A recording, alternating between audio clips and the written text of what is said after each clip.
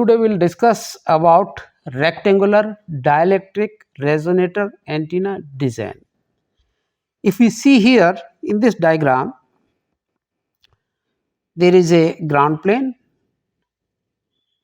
which is known as infinite ground plane, over which dielectric slab is kept, whose this is dielectric slab. The permittivity of dielectric slab is epsilon r. If we see, it looks like as if a rectangular block of some material is being placed, which has this A, B and D as dimensions. So, A, B, D, these are the three dimensions.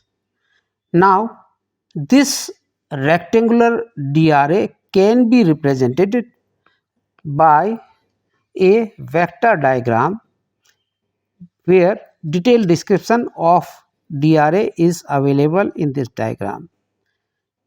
This is x-axis, this is y-axis and this is z-axis.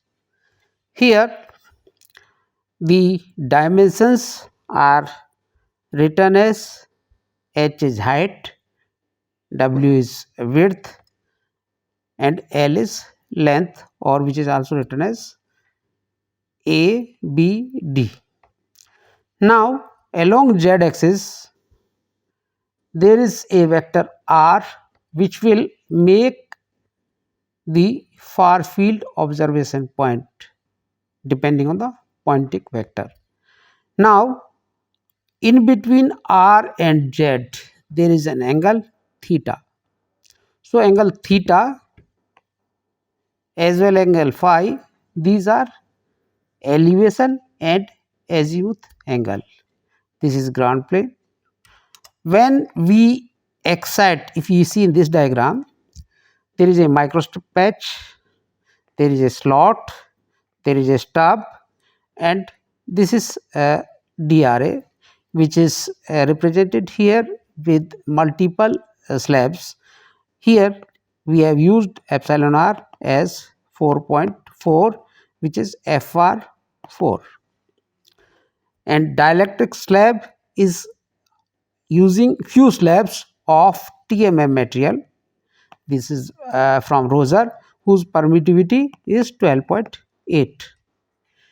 Now we want to operate this rectangular DRA at FR frequency, which can be written as C upon 2 pi under root epsilon r m pi by a whole square plus n pi by b whole square plus p pi by d whole square.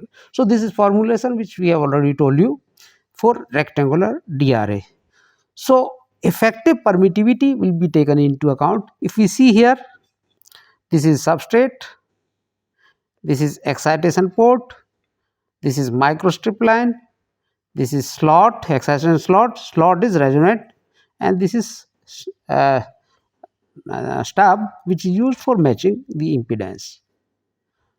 So overall, depending on what frequency we want to excite is input matched impedance and DRA of that ABD dimensions. We can excite in this DR fundamental mode as well as higher order mode.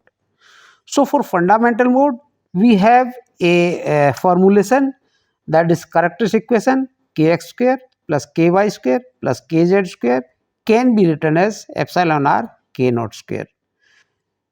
In this characteristic equation, the approximate resonant frequency can be achieved.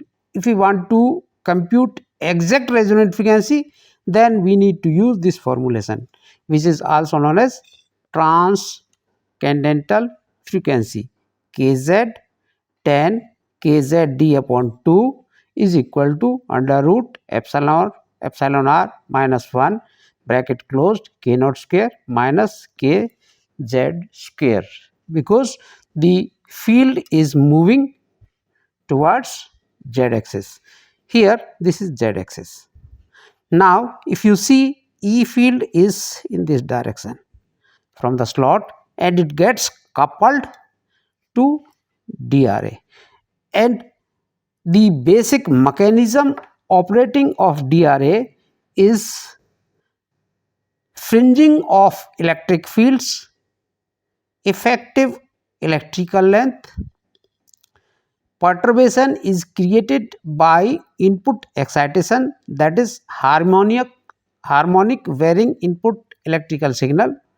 So acceleration of particles is produced due to oscillation of atoms or particles depending on second order differential equation, and restriction of these oscillations is based on boundary conditions, which is PMC and PEC walls. Reflection or transmission is taking place, and standing wave and traveling waves are being formed. Few walls are transparent in nature and few walls are non-transparent nature or reflecting nature. Hence, the radiation of EM wave depending on input excitation and boundary conditions as well as the dimensions of DRA will uh, create perturbation into perturbation of electrons, and in this phenomena the electrical energy gets converted into magnetic energy. Hence EM wave radiations takes place in free space. So this is how the basic operating principle of rectangular DRA takes place. So here the important parameters are the dimensions of DRA, the material used for the DRA, the boundary conditions of the DRA, the length and width of the microstrip line, the dimensions of slot, and the quarter wave slot, which is used for impedance matching. In these perturbations, the power, radiated power, the input impedance, the load impedance, these all parameters will play important role for making the standing wave into traveling wave. So how standing waves are being converted into traveling wave is basic example of an EM theory which is being used in antenna. Now at what frequency this DRA will operate? There is a frequency spectrum available. From the frequency spectrum can be described in wavelength as well as in frequency. If we see here 10 raised to power 6, 10 raised to power 8, 10 raised to power 10, 10 raised to power 12, 10 raised to power 14, 10 raised to power 16, 10 raised to power 18, 10 raised to power 20, this is given in hertz is the frequency.